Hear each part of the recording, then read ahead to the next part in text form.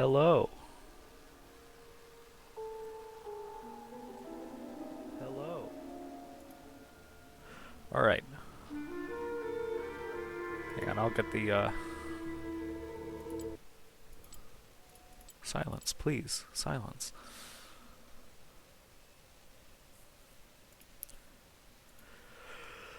Alright. So, in about 5 minutes here, we will be begin to start the, C-Law Week 6 match, Trine University versus Hardrocker Esports. Until then, I suppose we can all just stand by.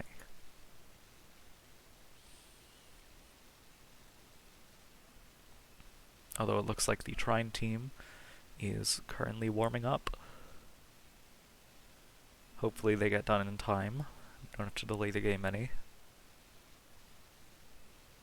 Although it is impossible.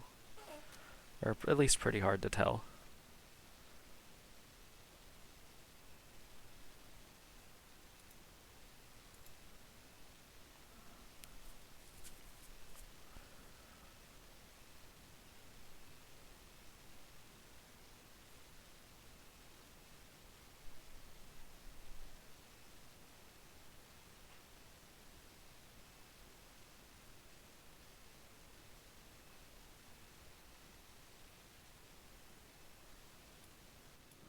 And I am fiddling with the settings here. Broadcast end. Received some feedback that maybe I'm a little quiet.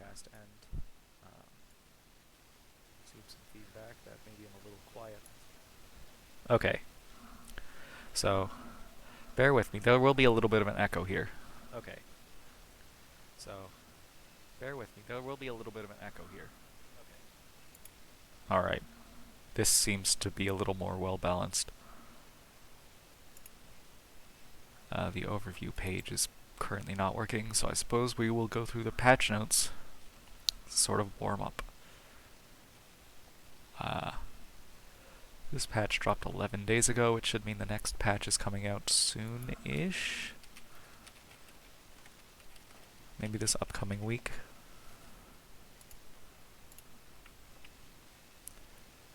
They hotfixed the newest champion. Looks like they just removed some damage. She's meant to be a support, so that does make sense. And there's some Draven and Rek'Sai bug fixes. Of course, this was the patch that Renata Glask joined the game in. Alright. It's alright to mute the... Great.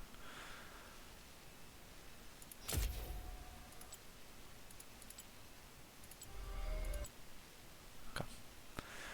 Now we can just sort of watch this cycle over and over forever.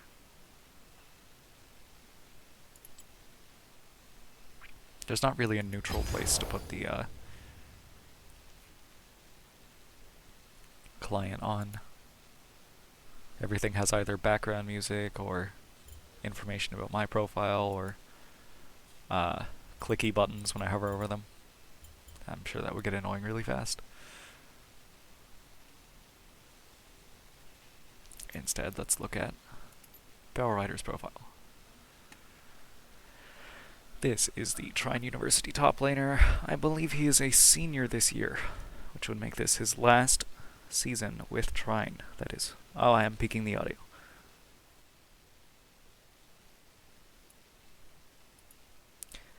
He is platinum in Flex Q, which they use to practice.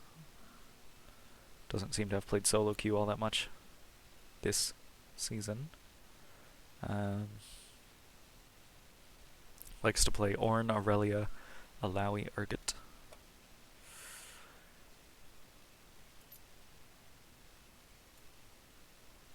Then Harv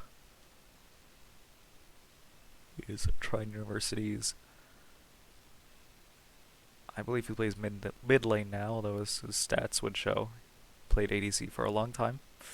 Currently a Diamond 1 player in Flex. He also a senior. Hoggy, Platinum 1 flex. The jungler for Trine, he normally plays Nunu, Volibear, Xin Zhao, or Talia, depending on what the team needs. Magic Griffin, of course, is the support. Diamond 3 flex player currently. Diamond 4 solo queue player, which I believe is the first solo queue rank we've seen going through these profiles. Likes to play Jinx, Caitlyn, Janna, Nautilus, and Aphelios. So definitely just everything concentrated on the bottom lane. And finally, Polyps, Platinum 1 solo player, Gold 1 flex player, Trine University's ADC. He likes to play Lucian, Jinx, Jhin, and Caitlyn.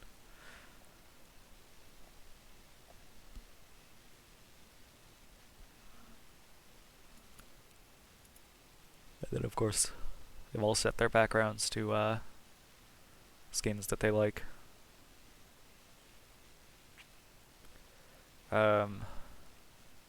These icons are all from fairly recent events.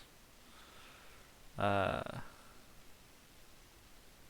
facts for anybody who cares. My icon is actually from a long time ago,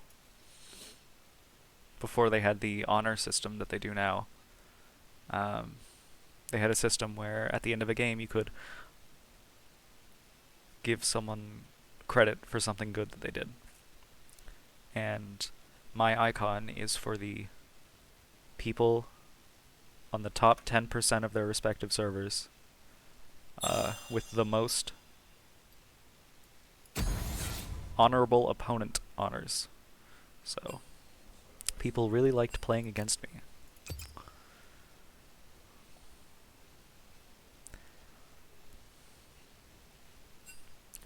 They gave them out once when they ended the season, or when they ended that system, and they just never, probably are never going to bring them back.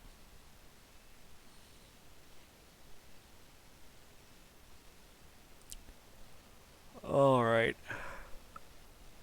So, it looks like we have Trine taking the blue side, and Hardrocker taking the red side.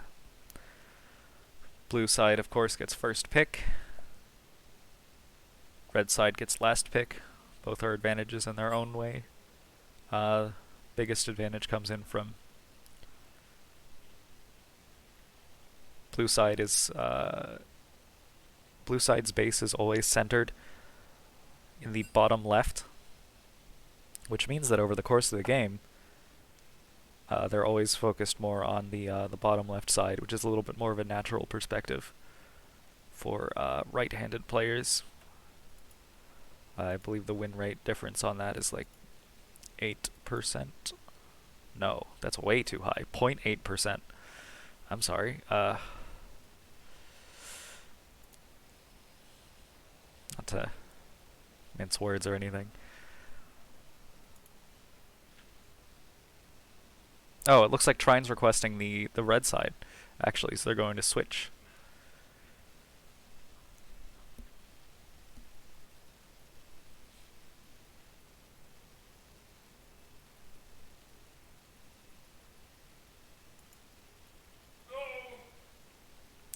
And as always, I am in the Trine University Esports room, so if there's any sort of background noise, that's just other teams practicing. Normally, the Trine team for League of Legends is in this room during their games. This week, however, it seems they've decided differently. And we are going to start here in a moment, it looks like, as soon as Trine says that they're ready.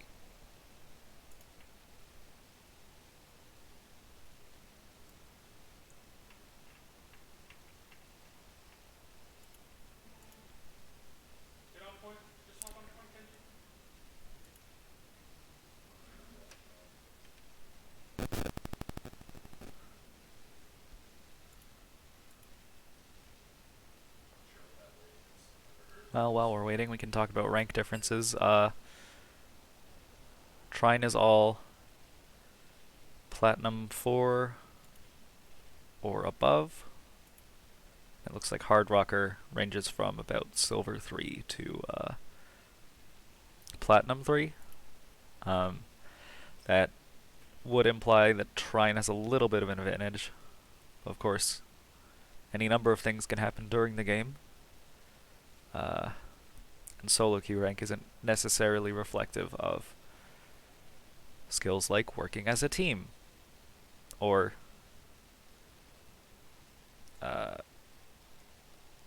stuff like that would be helpful in a competitive environment like this.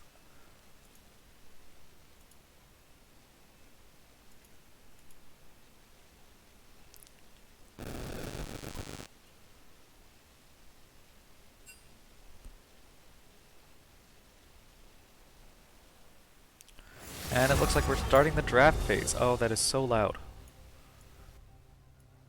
Okay.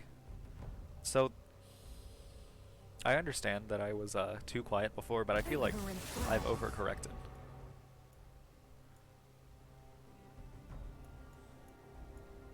What must be done?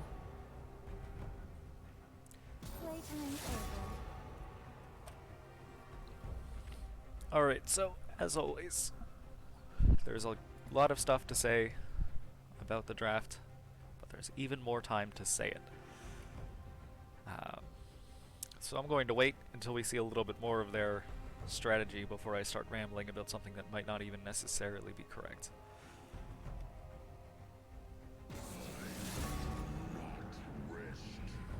Although there is a sort of trend forming here that I'll talk about as soon as we get done with this first fan phase.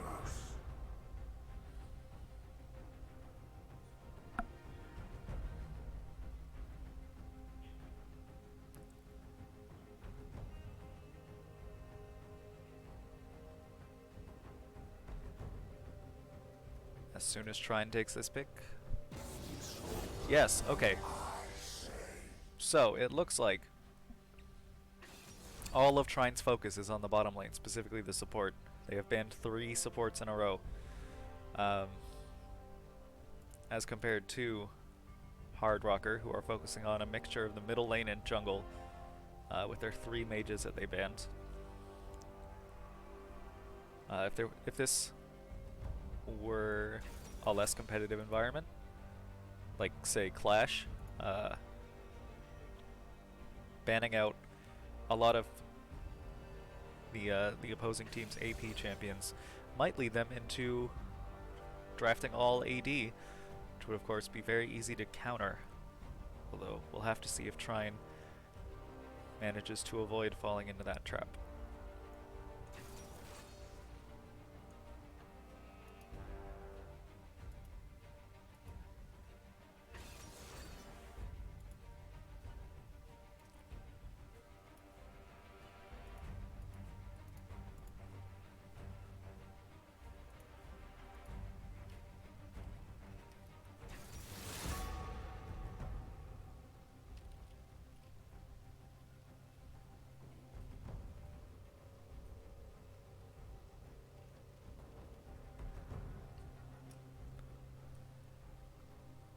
So far we have seen both teams pick their ADC. It looks like Hardrocker has picked their top laner, and Karma could either be a mid laner or a support, whereas Xin Zhao is pretty solidly jungle, and Fiora is pretty solidly in the top lane. So even with the focus on the middle lane, Trine is just going to give them the opportunity to ban even more champions for the middle lane.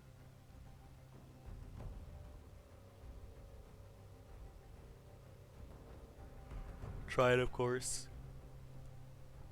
seems to believe that Karma is the support, so they will, or they've started moving their strategy towards focusing on the jungle. Who dares defy Yes, my will? the jungle.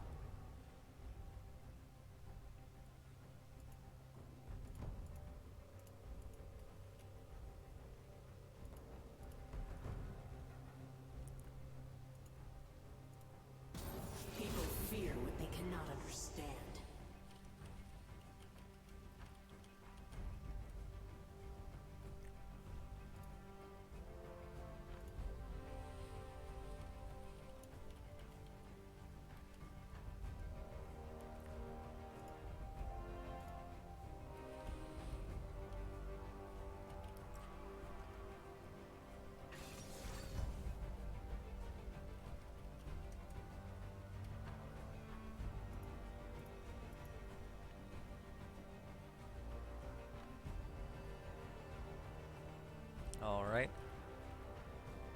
Trine picking their support. And Hardrocker seems to have banned 4 mid laners and a jungler. So we'll know what they'll be playing around this game. Selected Olaf for their jungle. Does not have as much early power as Xin Zhao, but possibly stronger in the late game.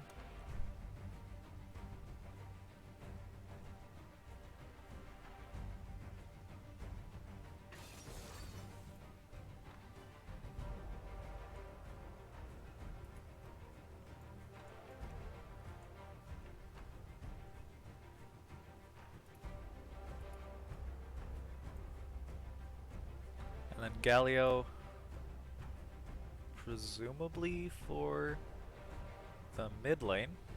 It's a little bit of a strange pick, not one you see that often. But you gotta respect it. Anytime anybody strays from conventional choices. Although on the other hand, I'm not sure about Galio's place in the meta right now. I haven't seen him in a while, but that doesn't mean he's bad.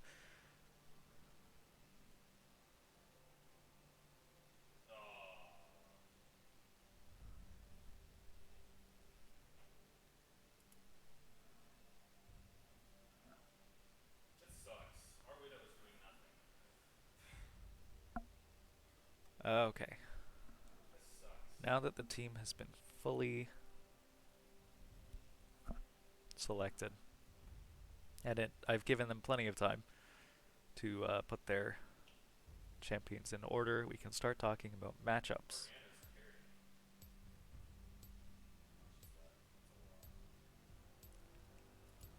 In the top lane, we have Urgot versus Fiora. That should be a little weighted towards Fiora, as Urgot's hard crowd control has a delay on it, which should give her time to respond with her champion's riposte, which would turn around the stun and block the damage. In the jungle, we have Olaf and Xin Zhao. Olaf would need to farm more early. Xin Zhao can probably gank a little earlier, but as we get to the end game, they both do very similar things.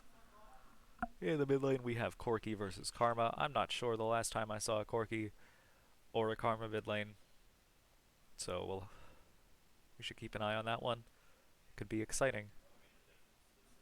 In the bottom lane, we have Zeri and Galio versus Jhin and Rakan. Jhin and Rakan is just one of those sort of always good lanes. It's just 2 champions that are just pretty strong all the time, doing things together. Zeri and Galio. Zeri is very new.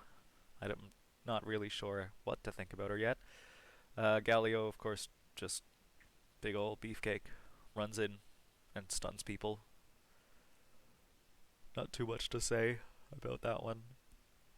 We'll probably see some early aggression from the Jhin and Rakan, because I believe Zeri can't really do that much damage until later.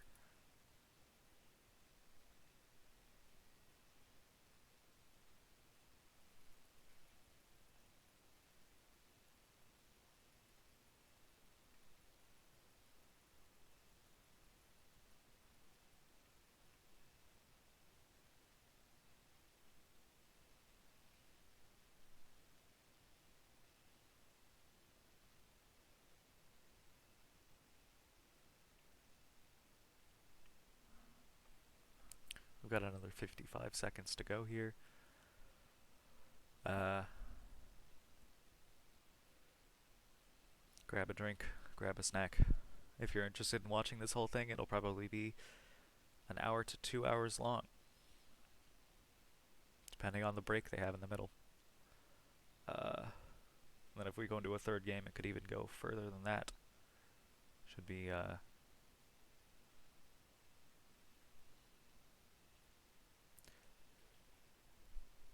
as much as I want to watch a back and forth match, hard fought from both teams, I would also kind of want this to be over quickly, decisively, for one team or the other. It's those kinds of victories that you can feel solid about as an athlete. nobody wants to know that they're evenly matched to their opponent. Well, maybe some people do. But in a broad sense. Just being able to completely crush someone is fun sometimes too.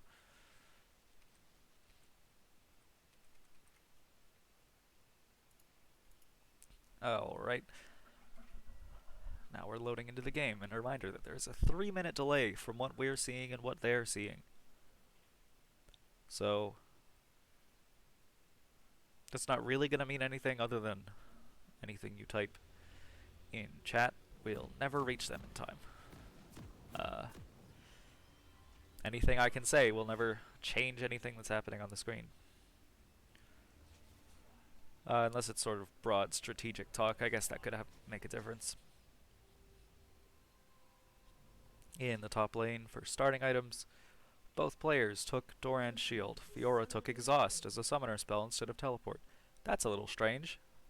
Normally, Ignite is for aggression, and Teleport is for passively farming. I don't know what Exhaust is for.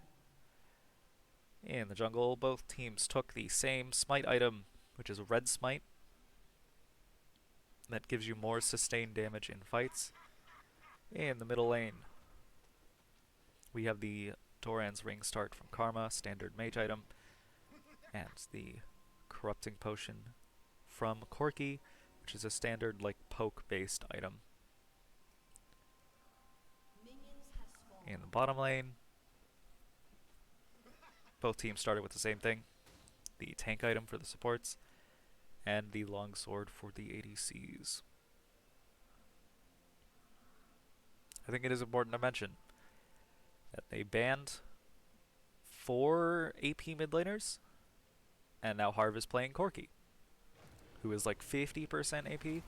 But if their plan was to just completely cut Trine out of any sort of magic damage, it worked fairly well.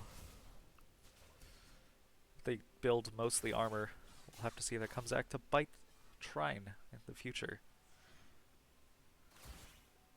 Certainly a very novel strategy. In the top lane, we're seeing some poking.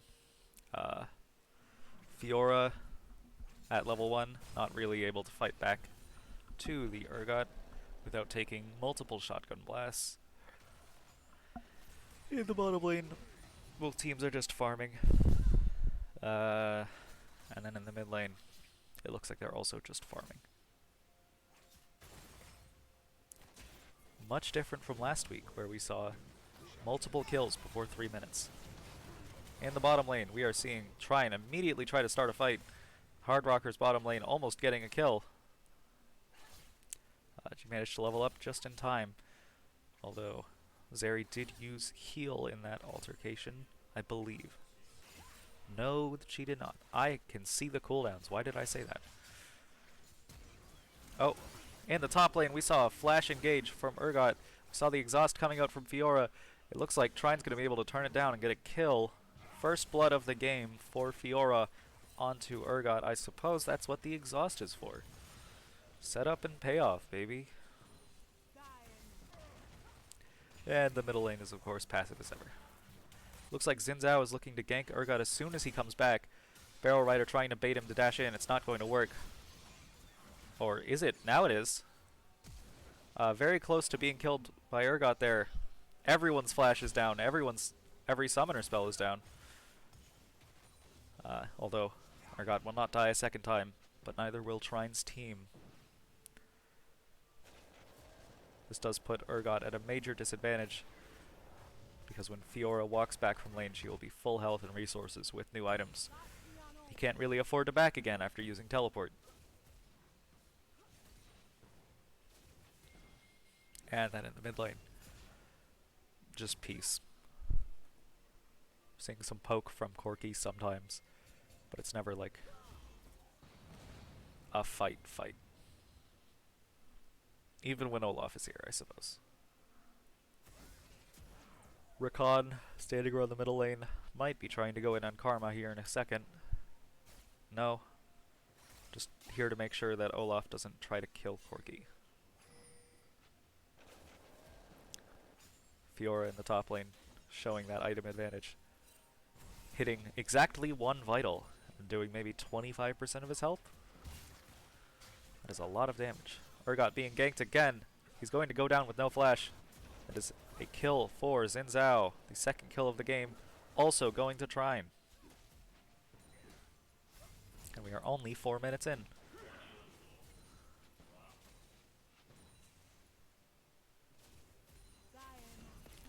In the middle lane. That was closer to a real fight than anything we'd seen so far. Well, neither team managed to get anything out of it. In the bottom lane we had the engage that almost could have been, if not for both teams missing all of their abilities.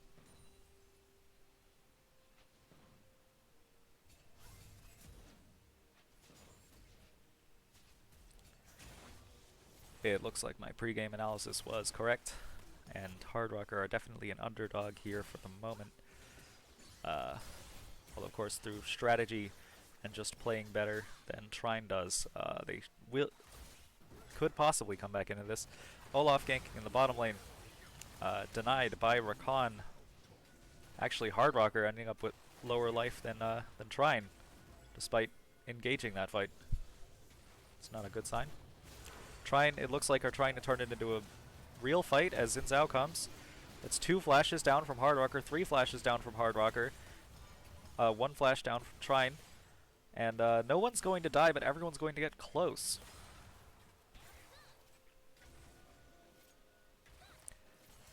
Trine and Hardrocker competing for vision in the bottom lane at the moment.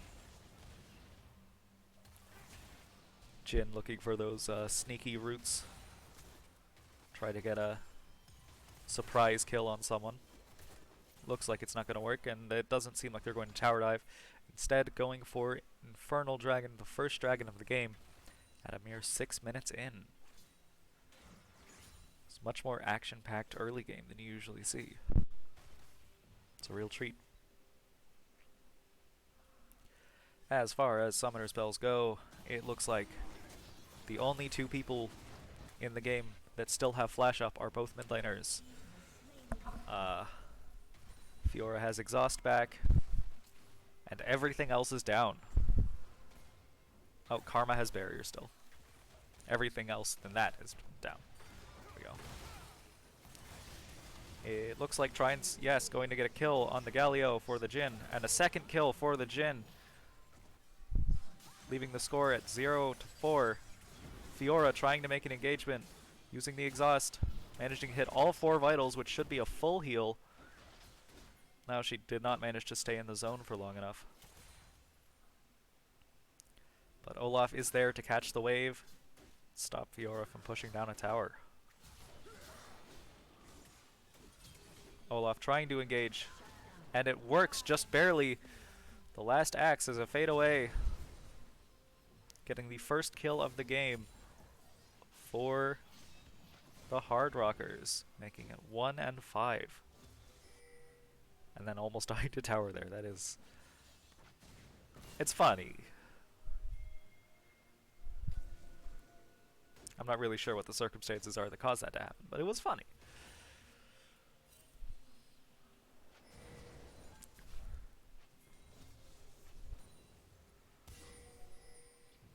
Trine, it looks like, forming up around the middle lane to try to get a kill onto Karma, and it is not going to work. She manages to run to safety.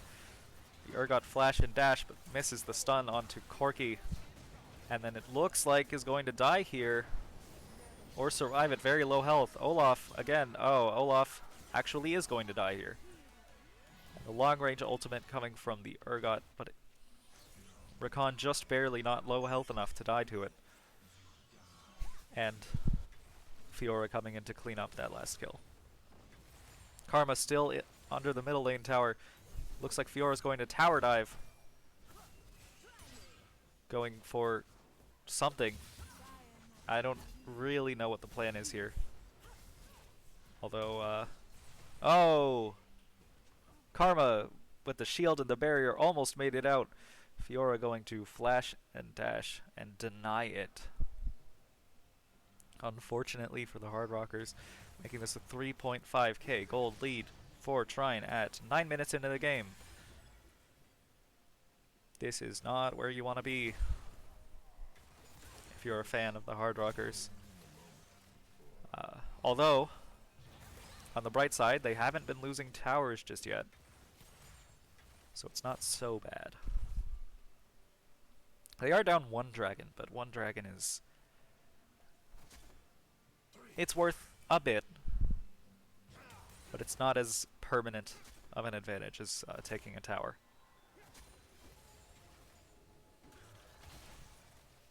Trine being engaged upon. Rakan just going to take his moment and escape. Now Trine does know that Olaf is in the bottom lane. We will see if Xin Zhao starts trying to take Rift Herald here in response. Or instead just tries to steal blue buff. It looks like from the map. Fiora has finished her first full item, and Urgot has fancy boots. That lane will be very one-sided for the rest of the game. Most likely, unless the Hardrockers decide to take a lane swap and put Karma up there instead. She might have better luck. Although Karma still has the same problem that Urgot does, where their only form of hard crowd control is telegraphed, which means that the Fiora player can respond. As compared to something like Darius. Looks like Trine is going to go to Rift Herald, but it's been long enough that Olaf has made his way up. Karma also looking to contest it. Although Trine manages to get in time. In the bottom lane, we're seeing a fight between both bottom lanes. Trine trying to counter-engage after being engaged upon. Rakan manages to escape with his life. It looks like Jhin is going to have to flash out. Oh, might still die. The flash comes out from the Galio, and yes, that is a kill for the Hardrockers.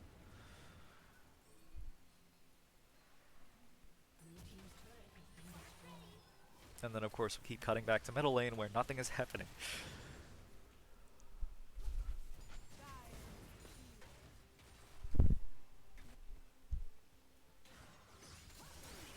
Alright. In the top lane, we're seeing another fight. Fiora on Urgot. Xin Zhao here to back Fiora up. Although it looks like he manages to get under tower in time. There will be no kill for Trine right now. Hardrockers taking their first dragon. Slowly evening up, slowly getting closer to evening up the lead. Haven't necessarily done it just yet, but they're showing that they definitely can. If Trine doesn't quickly manage to convert the lead they already have into more resources for their team. We did see the Rift Herald come down in the top lane. That is why one tower is destroyed and the second tower is almost completely destroyed. Like I said, tower is a much more permanent form of advantage than dragon is. And then, of course, since the third dragon is spawning, the elemental rift has been selected, which broadly just means that the map will change to match the element of the dragon. Here it picked cloud, which means that walking through the jungle is now faster. That's it. Not the most interesting one. Not the most powerful dragon. I believe it gives movement speed. At one point in the past it gave ultimate cooldown reduction, but I think they reverted that. I can look it up here in a moment.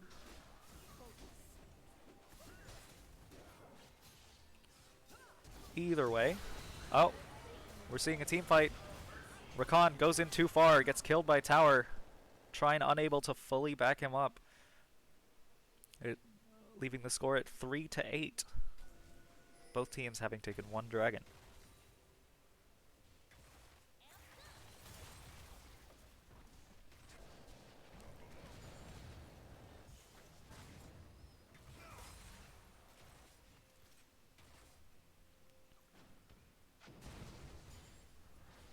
Alright.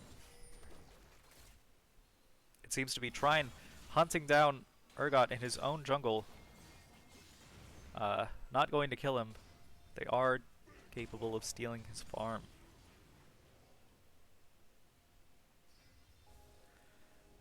Yes, Cloud Drake is out of combat movement speed and slow resist. Infernal Drake and Earth Drake, which are both ones we've already seen in this game, give just straight bonus damage and straight up bonus defenses. So definitely more impactful than Cloud Drake. Hardrockers forming up as a team of 4 around the bottom lane. They know Trine is not necessarily in a position to respond, as they have 2 players in the top lane and 1 player in the middle lane. Although this does mean that the rest of their lanes are practically exposed.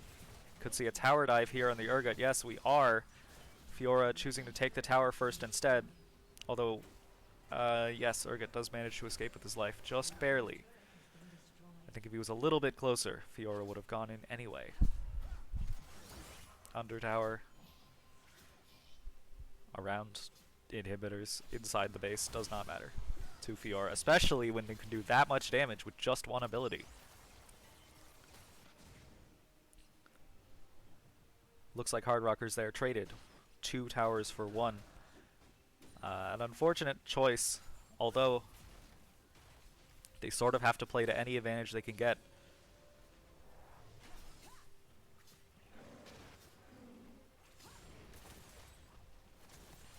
And they managed to relieve pressure in the bottom lane for a moment. Although it looks like Trine is looking at taking this tower immediately. Or maybe they'll... Hardrockers managed to respond just barely in time. Not managing to get a kill, but they keep Trine from taking that tower. And Fiora, as persistent as ever, still pushing down the top lane. That is the Hullbreaker way. Of course, Hullbreaker being the item that she built. It looks like the next dragon is going to spawn here soon. Again, not the most impactful buff, but either team would love to have it just to push themselves ahead in this game. Which is looking to be much closer than a lot of the ones we see week to week. Fiora does not manage to stop the stun there. Does not manage to react in time.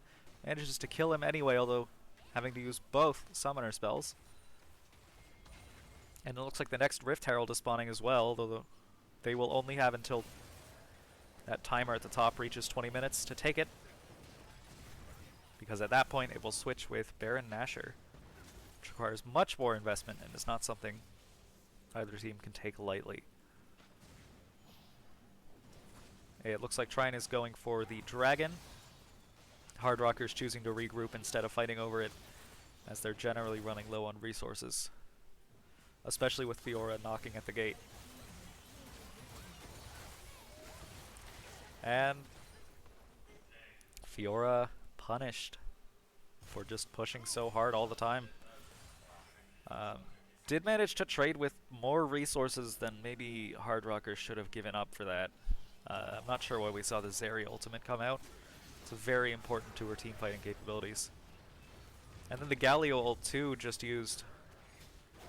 Hardrockers are losing their future team fighting abilities by the moment in exchange for trying to jump on Jhin and kill him, but not succeeding. Although it looks like they'll be able to take the Rift Herald uncontested. Not necessarily a waste. In the top lane we're having Rakan engage upon Urgot, although Xin Zhao is not close enough to follow up. And in the bottom lane we're seeing Corki start split pushing. Trine has now dedicated 2 different players to just taking towers that Hardrockers can't really respond to. And the objective bounties have come out, which means that if Hardrockers manage to take another tower, Rift Herald or Dragon, they will get a bunch of bonus gold for it. But that also means that the game considers them very behind. Which is unfortunate to say the least.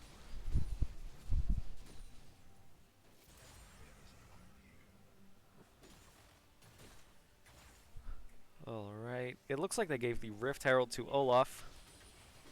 Fairly smart. He's the closest thing they have to a split pusher. So he might look to drop it in the middle here, or he might look to drop it in another lane as a distraction, perhaps top lane when the next dragon comes up. And Fiora popping out of the bush and immediately trying to fight Urgot again. He manages to get out for now, but she's not going to give up that easy. When we see the Rift Herald in the mid lane to help them push down towers, Urgot just going to die. Although they did manage to get that objective bounty I mentioned earlier by taking a tower in the middle lane, only having to give up Rift Herald to do it.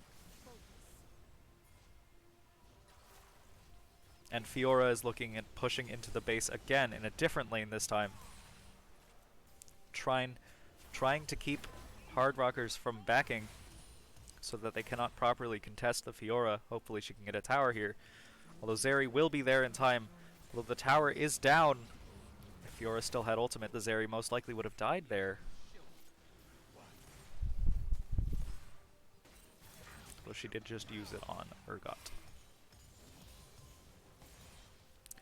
Now Trine pushing down the middle lane as Hardrockers try to form up and chase down Fiora. They don't manage to push her out of the jungle, which means that she's going to go mess with the jungler, splitting Hardrockers' attention and preventing them from properly addressing either threat. Though it looks like they've managed to fully lock down and destroy Fiora, and now are rotating up as a team to go fight Trine University in the middle lane. The Zeri ultimate just came down. And, oh, they managed to catch the Xin Zhao. Looks like they're going to catch the Jhin here, too. That's 2 kills for Zeri. Or 2 kills for the Hardrockers. 1 kill for Zeri. In a very quick amount of time. Olaf is now 5-1. Zeri is now 2-1. Together they are the hope of their team. It looks like they're going to try to take Baron here. And Trine not really in a position to contest it, but they might try to steal it. Oh no, that is an engage by Rakan, leading into an instant triple kill by Corki. He's going for a 4th. Looks like he won't be able to get it. But that means that 3 of the Hardrockers players are down for the next 30 seconds, including their 2 carries. Trine might look for Baron here. And then, of course, when Dragon spawns too, depending on how far away that is, they might not be able to respond in time to that either. Baron buff is 300 gold to each of your players. 4-second recalls instead of 8-second recalls. Minions get enhanced when you're standing near them, and you get 40 AP and AD for the duration of the buff. Which means that at this moment, Trine are looking to start a fight. And Dragon just came up, giving them the perfect opportunity to force a fight with the Hardrockers. We're seeing an immediate engage onto Urgot here. Quickly killing him. It looks like Hardrocker's trying to come around the back and steal the dragon. It looks like they're going to be able to get it. That is an objective bounty for them. Although it's going to come at a heavy cost. That is now 2 players down, while Trine still has Baron active. Zeri just barely manages to recall in time. Although Fiora manages to take an inhibitor in the chaos. And now it looks like Trine is going to take this middle lane tower. And perhaps even more. They still have another 10 seconds before Galio is up. And his defensive abilities are what's keeping them in this game when combined with Olaf and Zeri's damage potential. Yeah, that is another tower for Trine, followed by a hard engage.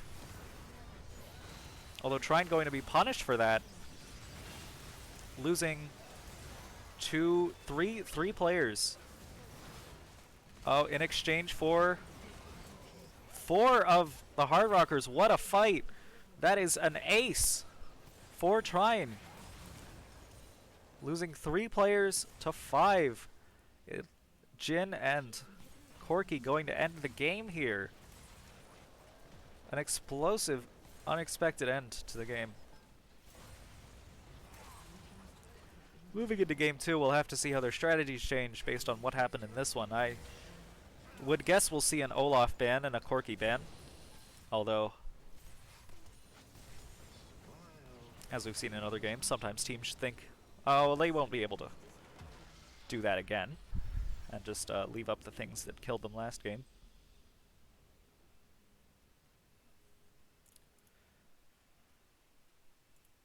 Alright.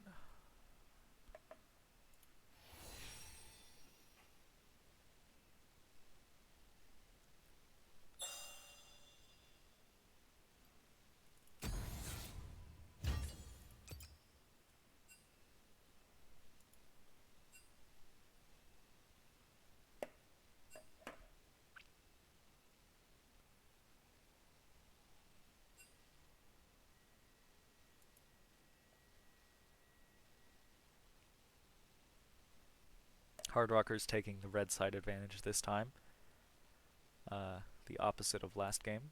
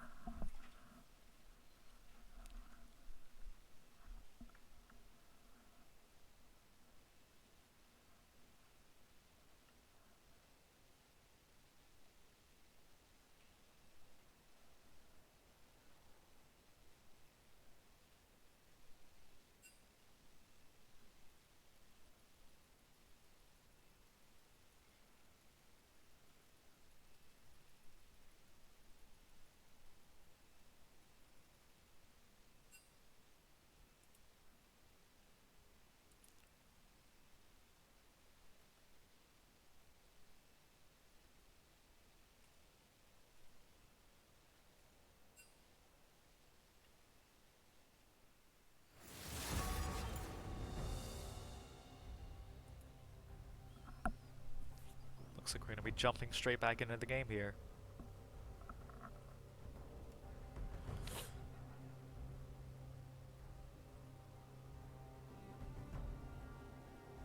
What must be done? I believe that's the same ban we saw last game first from Trine. And that is last game's top laner banned.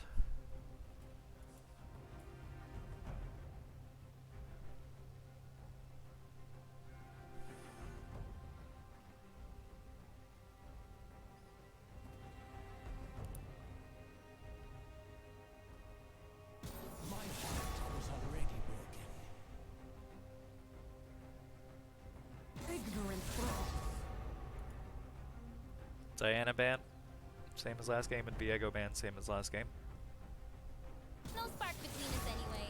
And that is Hardrocker's ADC from last game, banned.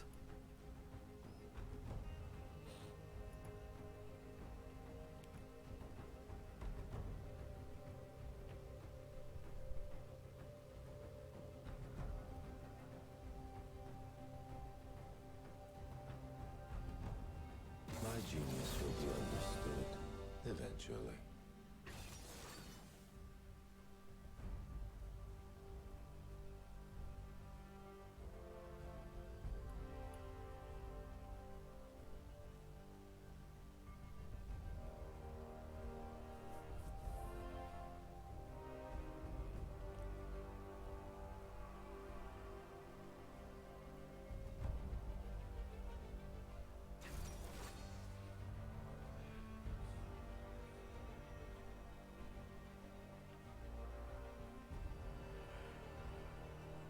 See the first pick Ari coming out from Trine, followed closely behind by Gwen. And Thresh. Thresh, I believe, was banned last game. That's a pick to watch for.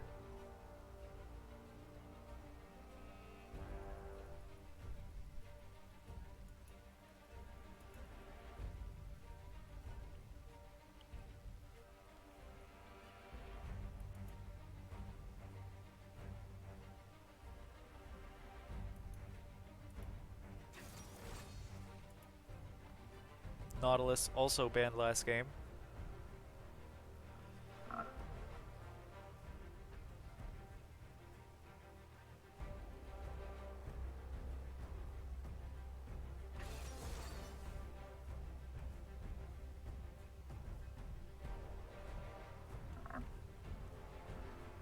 Jinx, another solid, generally powerful ADC.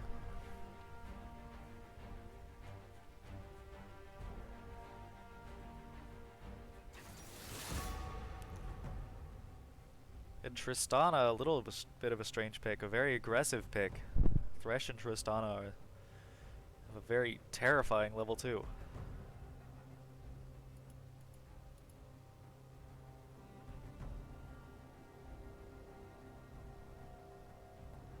Tyrant.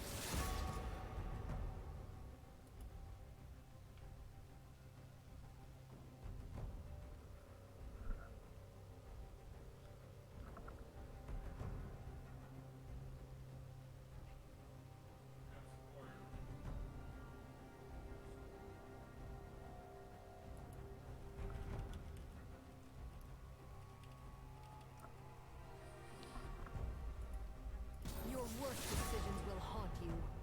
That is a support ban for The Trine. warrior spirit is never broken. And Trine Jungler from last game getting banned.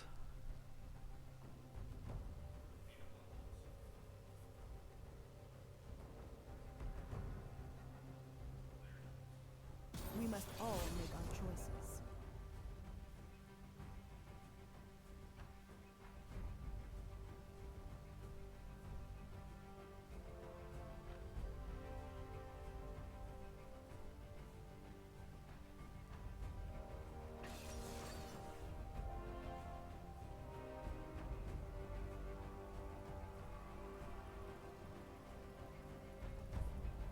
Lulu pick? Wait.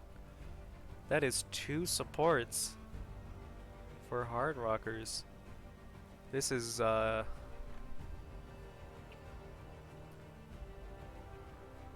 on.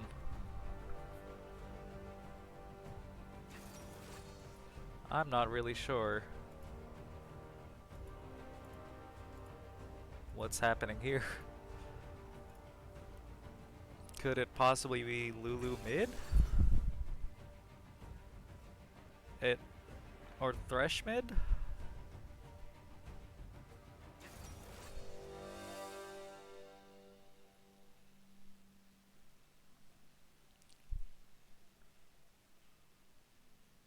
What?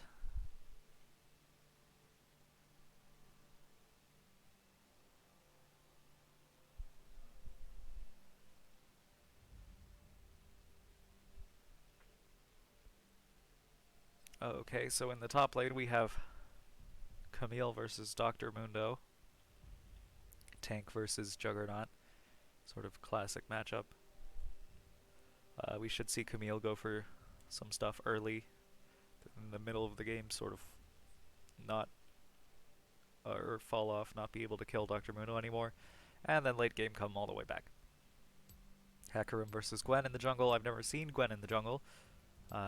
She does not have any innate crowd control, so I wonder how good it will be.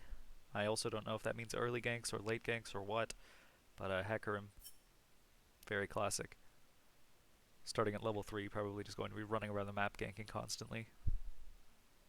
In the bottom lane we have Jinx and Nautilus versus Tristana and Thresh. Tristana and Thresh again are a very aggressive combination.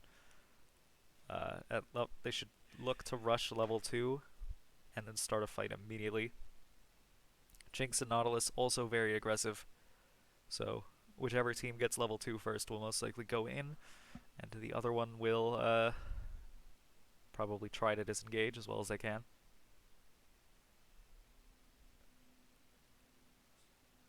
And then in the mid lane we have Ahri versus Lulu. Lulu has a shield, a speed up, an attack speed up, and a stun, and only like 2 abilities that do damage. I don't really understand this pick. I've never seen it before, I'm not sure how it's going to work. Ari is one of those classic just farm until 15 minutes and then crush the game mid laners. She can be played in a more aggressive style, but that's not the stuff you tend to see on a competitive level.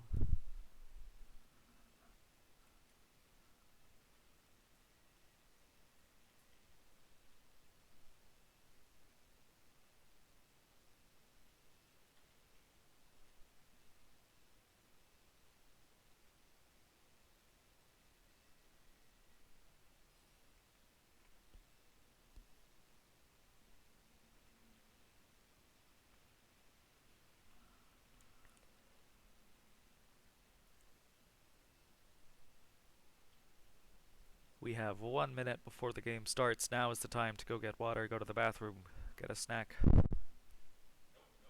settle in. Hell, get a blanket. Because once the game starts, judging from last game, we'll be seeing action immediately and constantly.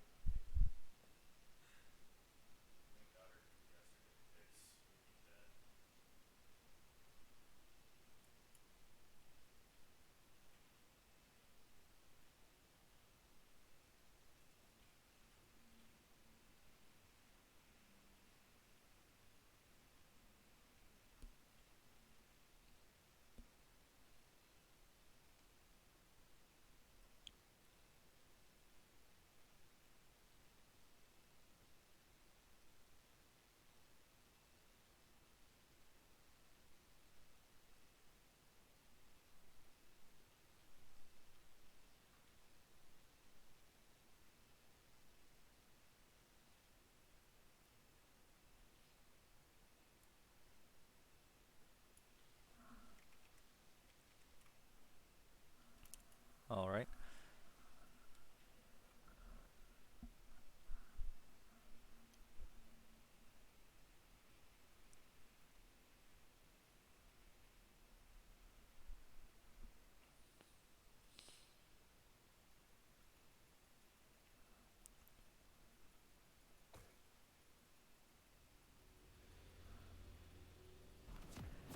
Oh no. That's not good.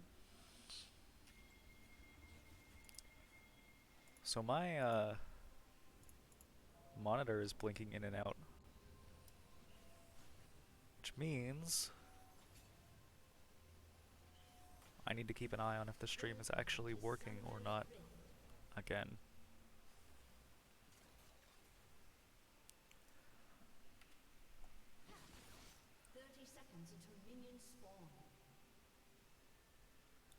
Looks like neither team is planning on invading. And then it's all the same starting items as last game, except the junglers have switched for the skirmishers thing.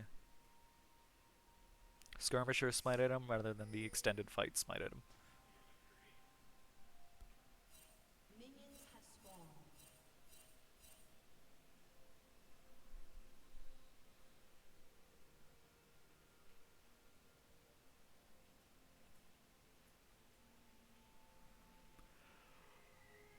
Okay, and I don't know if you can hear that, but it looks like something has just started in the basketball arena next door, so we might have some auditory bleed as well going into the second game.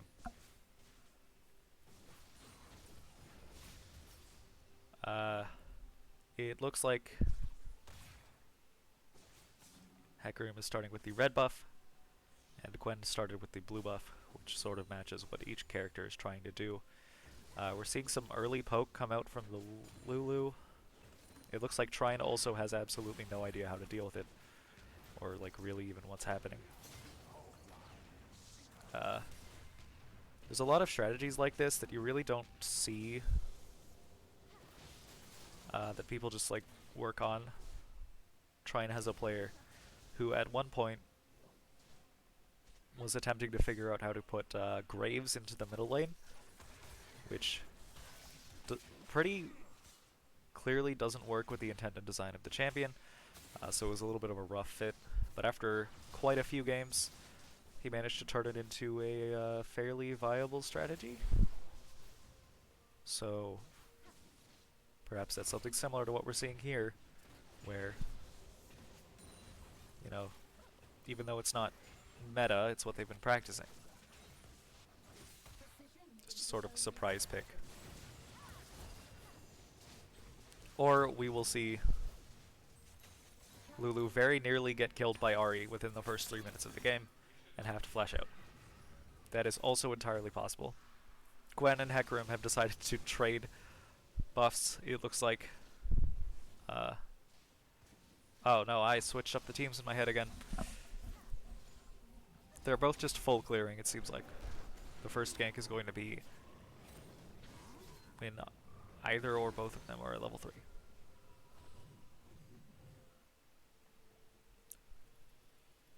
We've already seen 2 major fights, although neither team has gotten a kill yet.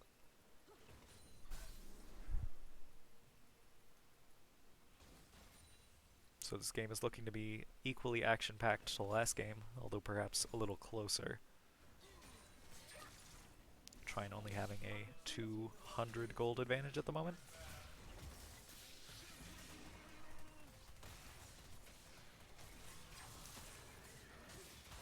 Oh, another major fight in the top lane. Getting to Trine almost dying, but just barely surviving. And then Trine engaging with Hecarim's help in the bottom lane, leading to a kill. First blood for Trine by Jinx onto Thresh. And then in the top lane, a completely separate kill by Camille onto Dr. Mundo, despite Gwen ganking at the same time. Managed to survive just long enough to take the kill.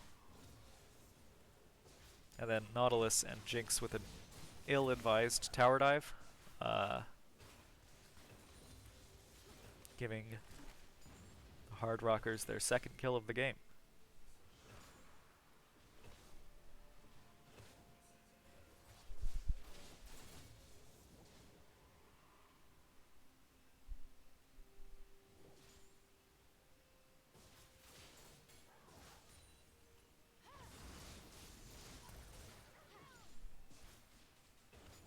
Alright, in the middle lane we are seeing Lulu get poked out a lot.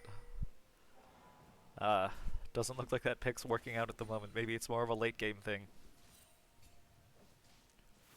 Although, Harv on Ahri definitely trying to take advantage of the perceived weakness of Lulu early game. And it looks like, yes, Nautilus is going to come up and in attempting to get an assist, accidentally take the kill. That is a kill onto Lulu.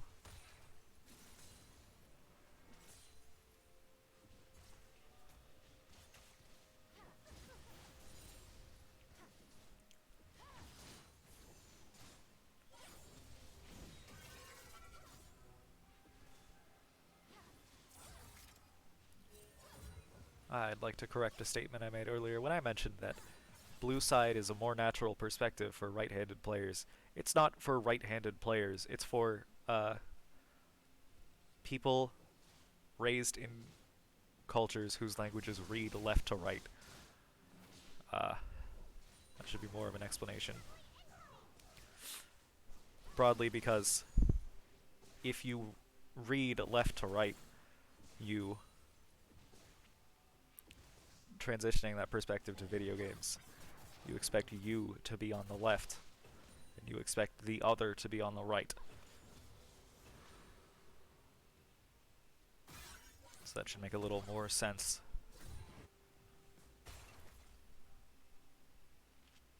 I think the opposite is true in cultures with languages that read in other directions.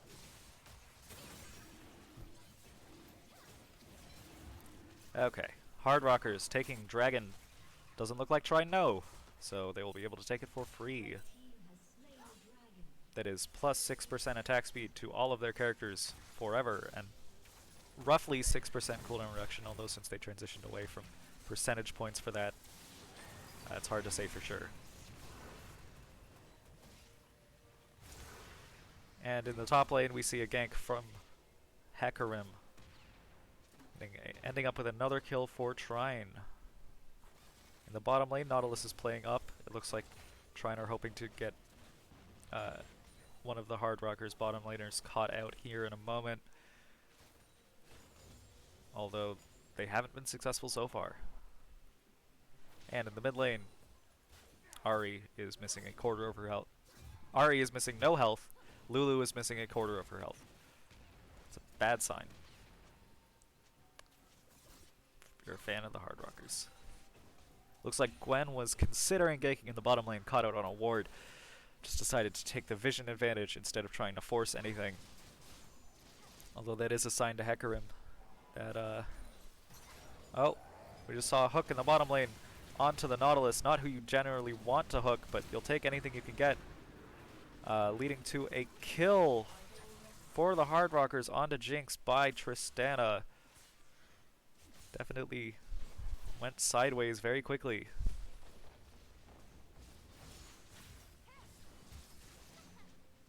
A well-played engagement. And in the middle lane we see something that is not a well-played engagement, wherein Ahri attempts to dive a tower, messes it up, and dies.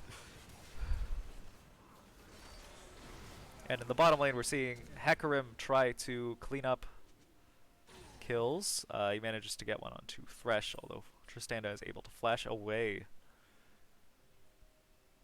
Trine still in the lead, but only slightly.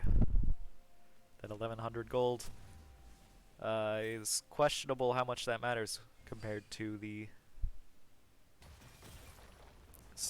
bonus stats from the dragon that's been taken already. Neither team has taken a tower. And tower platings seem roughly even.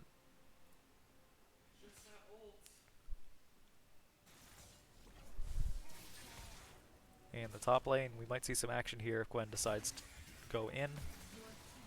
We'll have to see if Camille backs off or engages. Looks like she's going to back off, and Gwen's going to come up anyway in order to take a tower plating, although Hecarim's here to counter. They get the stun onto Dr. Mundo, but he gets the ult off in time. Although Ahri comes up just in time to finish him off. And Gwen ends up dying to a combination of the tower and Hecarim without managing to get a kill.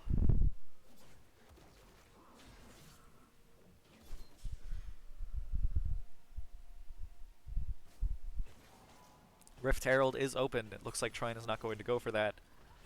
And in the bottom lane, Trine are losing tower platings and tower health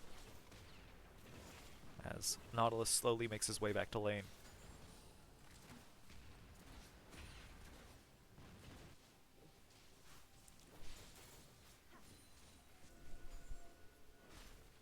In the middle lane, Ahri has double Lulu's farm.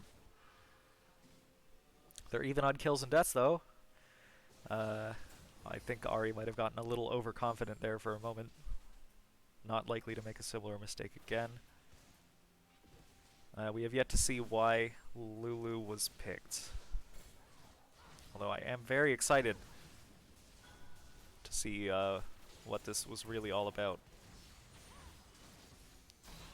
Or instead, she'll get half health, and the ult will be forced out. In the top lane, we're seeing another gank onto Dr. Mundo. It's not going to turn into a kill. Gwen arrives just in time to scare Trine off.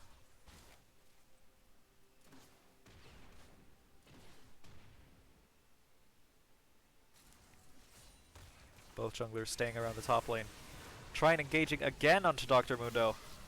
This is going to be a kill for Trine, and Gwen a little bit caught out on her own here. She's going to try to take Hecarim down with her, and it's just barely not going to work.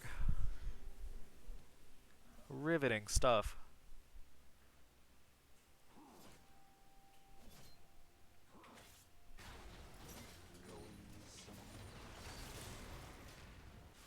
Nautilus got hooked again.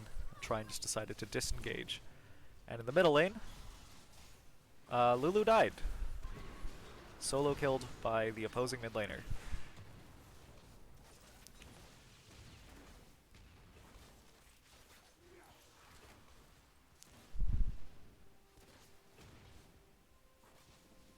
leaving the score at 10-4.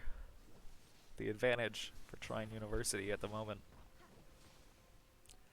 Although the first tower has yet to fall. The second dragon has spawned. It is the Ocean Dragon. It would be more helpful for Hardrockers, seeing as they have a Dr. Mundo and a Lulu, who both excel at surviving with low amounts of health, so that regen would help them sort of come back into the fight. Which means that Trine needs to be wary of any attempt to try and take it, as I'm sure they would prefer the opposing team not have that advantage.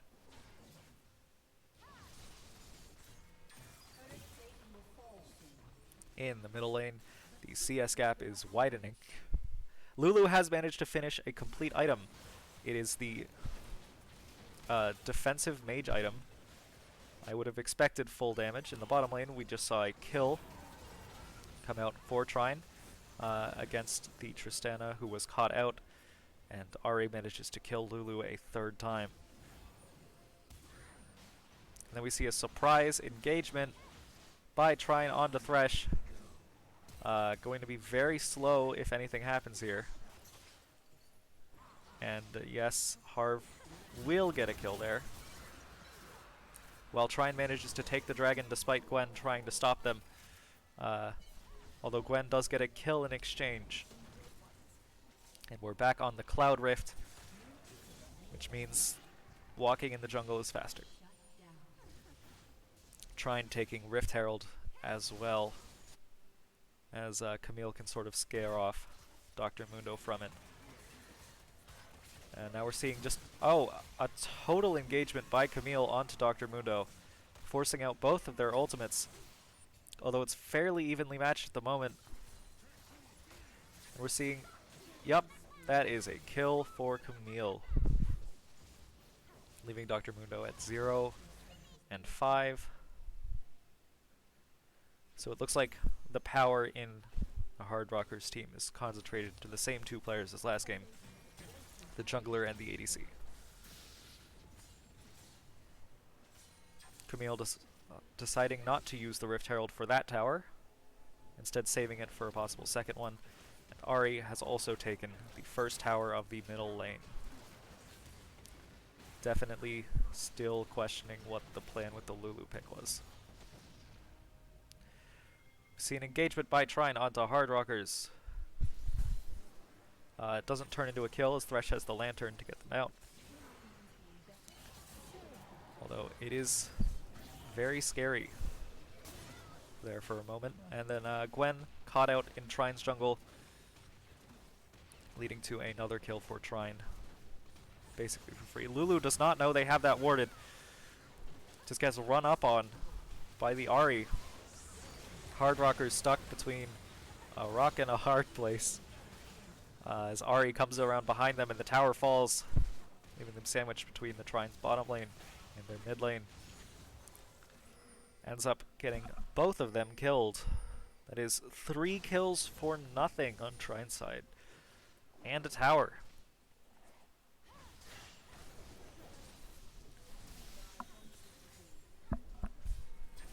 So the Hardrockers need to focus on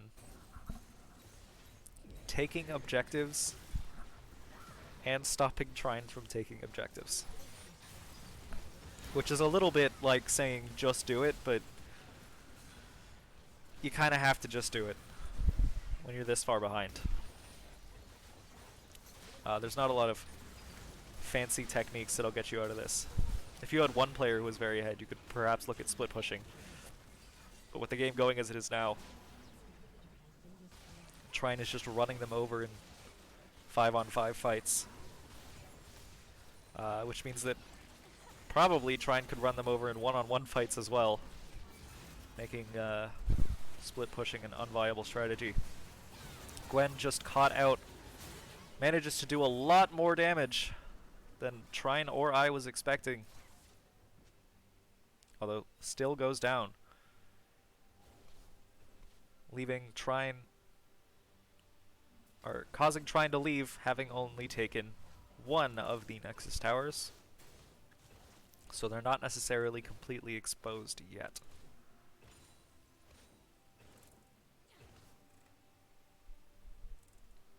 Much like last game, both teams have one dragon. Trine has taken the only Rift Herald so far. And then when the second one spawns, if it spawns, I should say. I'm not keeping a good track of the time here. But, there's a chance Rift Herald the second one just doesn't even spawn because the first one was not taken early enough. In which case, we'll just immediately see Baron. Gwen trying to catch out Ahri in the jungle. Not going to work because Ahri will just do that. And do around 75% of her health immediately in one shot. And then continue fighting. Very nearly killing Lulu. Actually killing Lulu. With Nautilus and Jinx there in time to back her up. Also killing Thresh over the wall. That is 3 kills for Trine in exchange for very few resources. This should be the end of the game here. Yeah, leaving the final score at 25-5, and the result of the series at 2-0 for Trine. 26-5. Are we going to make it 27? Yes, we are. 28? No. Just going to end the game now. Great. 27-5.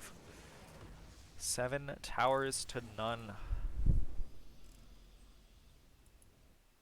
A very, very rough game for... Oh, shoot. Why is my thing broken? Ah, there we go. Whoops. Okay. That, of course, means the series is over and Trine has won.